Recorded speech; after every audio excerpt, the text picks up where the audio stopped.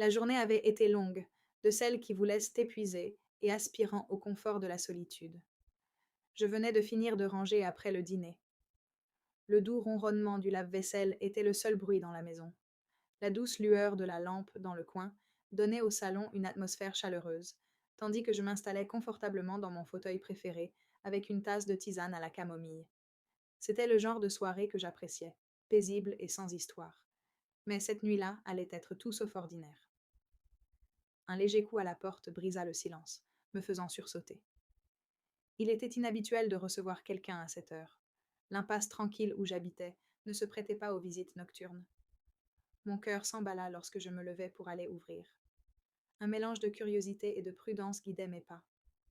Lorsque j'ouvris la porte, David, mon voisin, se tenait là. Sa haute silhouette remplissait l'embrasure de la porte, et son expression était indéchiffrable, un mélange d'hésitation et de détermination. David avait toujours fait partie de ma vie, plus comme un décor que comme un personnage principal. C'était le genre de voisin qui offrait un signe amical par-dessus la pelouse ou engageait la conversation sur la pluie et le beau temps, rien de plus. David, demandai-je, la voix teintée de surprise. Que fais-tu ici si tard? Salut Claire, dit-il d'un ton doux mais assuré. Je sais que c'est inattendu, mais je dois te parler. As-tu... Sa demande me prit au dépourvu, mais j'acquiesçai d'un signe de tête. Je m'écartai pour le laisser entrer. L'atmosphère entre nous était lourde d'une tension non dite, tandis qu'il me suivait dans le salon. Il hésita au bord du canapé avant de finalement s'asseoir. Ses mains serrèrent fortement. La présence de David dans mon salon était étrange, mais pas importune. Il regarda autour de lui, comme s'il cherchait les mots justes, ses doigts jouant nerveusement avec un fil qui dépassait de sa veste. Je sais que c'est inhabituel, commença-t-il d'une voix basse, mais je garde quelque chose pour moi depuis longtemps, et je ne peux plus le garder pour moi. Ces mots éveillèrent en moi une pointe de curiosité. Qu'est-ce que c'est? Demandai-je d'un ton doux mais pressant. Il prit une profonde inspiration, ses épaules se soulevant et s'abaissant, tandis qu'il se préparait à parler. Claire, je ne sais même pas comment te le dire sans avoir l'air fou, mais je crois que je suis tombé amoureux de toi. La pièce sembla se rétrécir autour de nous, le poids de sa confession pesant sur moi. Je le fixais, essayant de comprendre ses paroles. David, le voisin discret et sans prétention avec qui j'avais échangé des hochements de tête polis pendant des années, se livrait maintenant à moi d'une manière que je n'aurais jamais imaginée. David. J'ai commencé... Ma voix s'est éteinte alors que je cherchais mes mots. Je... Je ne sais pas quoi dire. Il leva la main pour m'interrompre. Tu n'es pas obligé de dire quoi que ce soit maintenant. Je voulais juste que tu le saches. Je te vois tous les jours, Claire. Ta façon d'être, la douceur de ton sourire, la force de ton regard. Tu as toujours été un pilier dans ma vie, et je ne peux plus l'ignorer.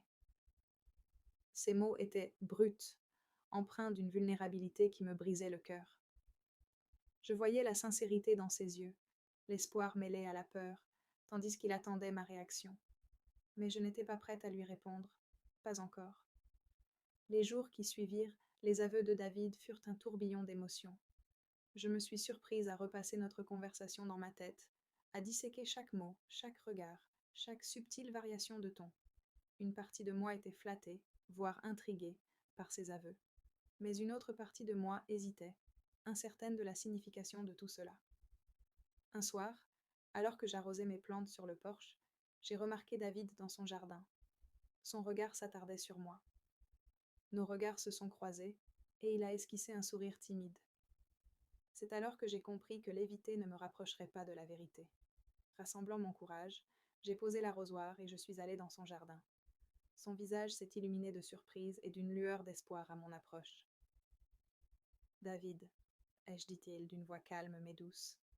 On peut parler? Bien sûr, répondit-il en désignant la balancelle sur le porche. Nous nous sommes assis, le doux grincement de la balançoire remplissant le silence entre nous. J'ai beaucoup réfléchi à ce que tu as dit, ai-je commencé.